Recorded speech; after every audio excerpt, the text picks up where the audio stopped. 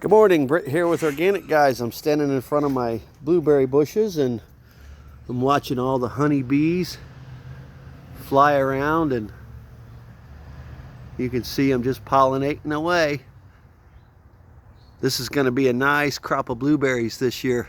The secret to blueberries is cutting them back in the summer after they've bloomed and fruited, and that'll give you all new growth over the summer.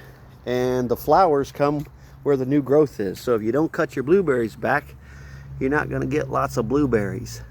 Remember, every summer after you harvest your blueberries, you cut them way back. And all summer long, they'll get new growth. And you can see the new growth. In the winter, they drop a few of their leaves if it gets real cold. And in the spring, which is February 22nd, they get covered in flowers. It's a little early this year compared to some years.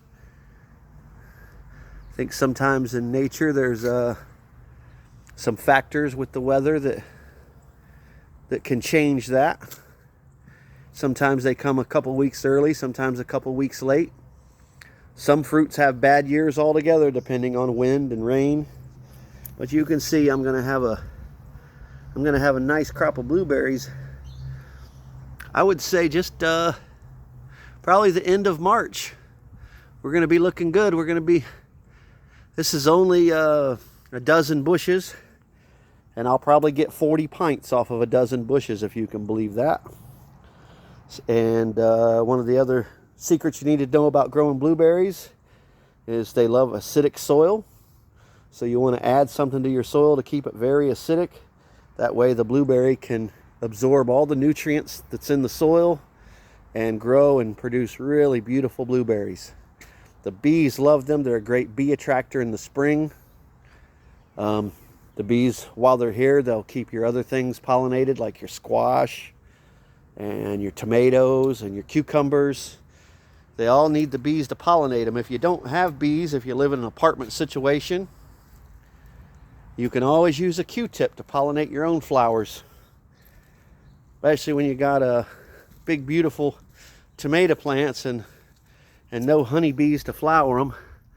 You can see my tomato plants are pushing 4 foot tall now, and we've got squash plants with squash on them, and zucchini with zucchini on them. We've got tomatoes with tomatoes, and you can just see rows and rows of my vegetables here.